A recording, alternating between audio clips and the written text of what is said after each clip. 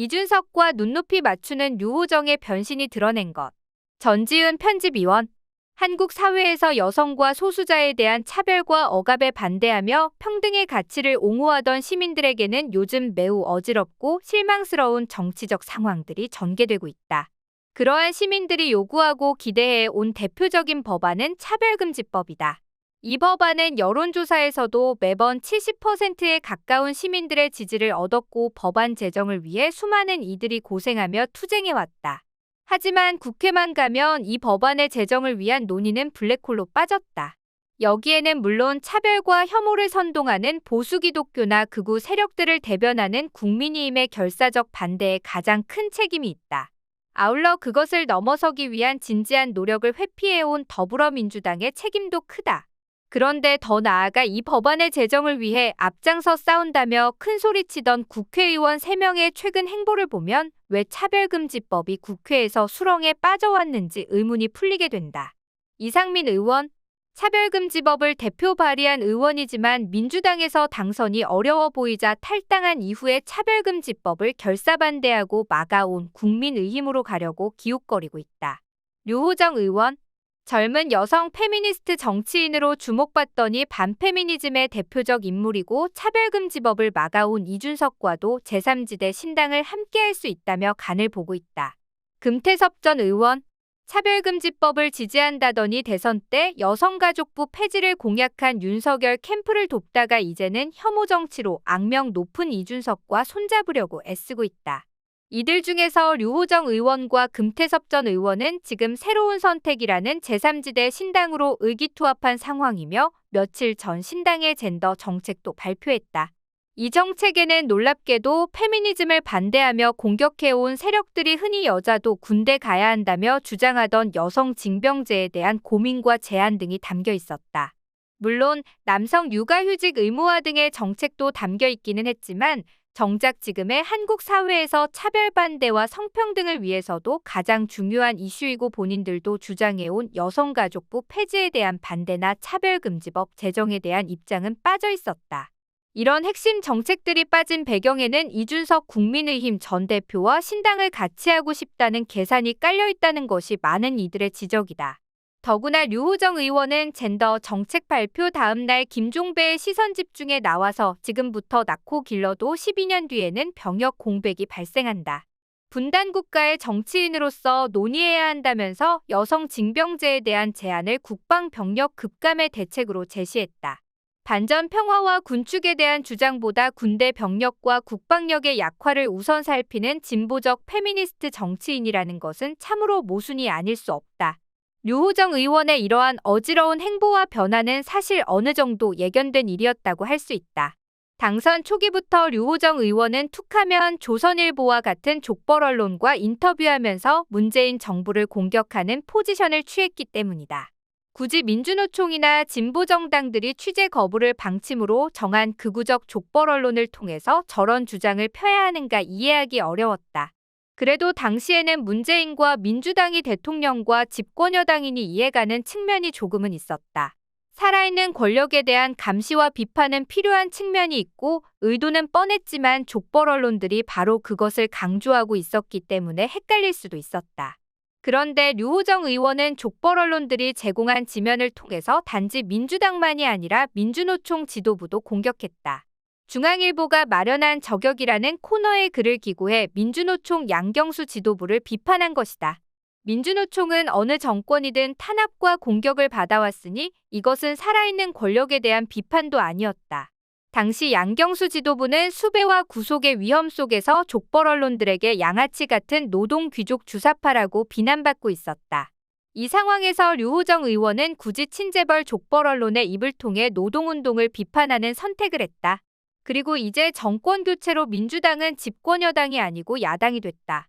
그것도 수백 번의 압수수색이 보여주듯 정치검찰과 족벌 언론들의 집중 공격을 받고 있는 야당이다. 그런데도 류호정 의원은 송영길 전 대표, 최강욱 전 의원 등 민주당 쪽 정치인들이 말실수라도 하면 곧바로 인간이 덜 됐다, 인간 되긴 틀렸다 같은 자극적 표현으로 인신공격하는 태도를 보이고 있다. 이것은 성찰과 발전을 기대하며 비판하는 게 아니라 망하라고 매도하는 정치적 비난의 전형적인 어법이다. 요즘 류호정 의원이 절제와 공존을 강조하면서 감정적 표현으로 서로 적대적으로 싸우기만 하는 게 양당 정치의 문제라고 하더니 그것과도 모순된다. 하지만 이렇게 자극적 표현을 써야 족벌 언론들이 류호정 의원의 발언을 주목하고 너도나도 받아쓰게 되는 것이 사실이다. 그래야 같은 진보 진영의 젊은 정치인에게도 비판받는 586 운동권 선배들이라는 잘 팔리고 기득권 우파에게 유리한 프레임이 만들어지기 때문이다. 결국 류호정 의원의 정치적 태도는 최근 주간조선이 류호정 의원에 관해 다룬 기사의 제목처럼 운동권 때리며 존재감 부각이라고 할 수 있다. 이 제목은 칭찬의 의도와 달리 문제의 핵심을 상당히 잘 포착했다. 류호정 의원의 정치적 일관성은 여기서 찾을 수 있다. 이것이 특히 더 불편하게 다가오는 이유는 족벌 언론들이 제공하는 마이크와 스피커를 통해서 기득권 우파가 정치적으로 활용하기 좋아할 말을 하는 것만이 아니라 그 반대편에 있는 정치인들인 한동훈 장관, 이준석 전 대표 등에 대한 류호정 의원의 매우 대조적인 따뜻한 태도 때문이다. 알다시피 류호정 의원은 반페미니즘의 대표적 인물인 이준석 전 대표와 직간접적 교감을 나누면서 그것을 비판하는 사람들에게 상대방을 함께 대화도 못할 사람으로 보는 경직된 낡은 정치가 문제라며 누구하고든 대화할 수 있어야 한다고 강조하며 함께 제3지대 신당으로 모일 가능성을 모색하고 있다. 선택적 적대와 관용의 태도라 할 수 있다. 또 대정부 질문에서 한덕수 총리나 한동훈 장관과 화기애애한 토론 장면을 연출하고 나서 족벌 언론들이 이것을 품격 있고 건설적인 대화의 모범으로 칭찬하고 추켜 세우자 자신의 의정 활동 홍보에도 이용하는 태도를 보이고 있다. 선택적으로 적용되는 절제와 공존인 셈이다. 그리고 최근 류호정 의원은 누군가 남성을 조롱하기 위해 게임의 집게손 모양을 집어넣었다는 반페미니즘적 마녀사냥 속에 누명을 쓴 외주업체와 직원이 계약 해지에 몰리는 일이 벌어지자 의도를 가지고 그런 손 모양을 넣었으면 명백한 조롱이라며 피해자에게 돌을 던지는 데 동참했다. 결국 이 마녀사냥은 사실무근의 해프닝으로 밝혀졌지만 류호정 위원은 아무런 반성이나 사과도 없이 온라인 페미니즘 내에서 통용되는 일부 표현이나 상징의 조롱이나 혐오가 없다고 하지도 않을 것이라며 더욱더 이준석 전 대표의 반페미니즘 혐오 정치와 눈높이를 맞추려는 태도 변화를 보이고 있다. 류호정 의원의 변신 과정은 정치검찰과 족벌 언론들이 주도한 위선적인 586 운동권의 내로남불이 더 문제이고 국민의힘과 다를 게 없다는 프레임 속에서 민주당 이중대를 벗어나야 한다며 국민의힘보다 민주당과 선긋기에 더 주력하던 일부 진보 좌파들이 어떻게 길을 잃게 됐는지 보여주는 최신 사례라고 할 수 있다.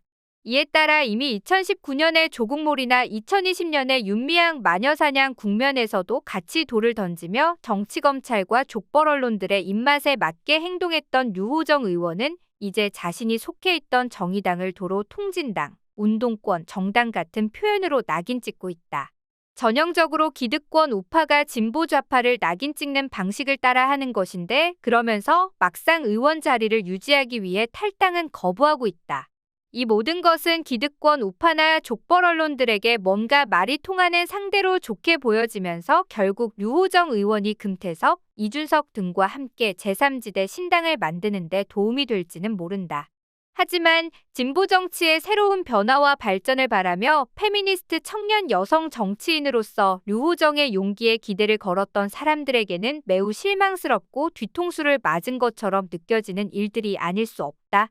검언 카르텔과 기득권 우파에 가장 철저하고 강력하게 맞서는 진보좌파 정치인이 보고 싶다.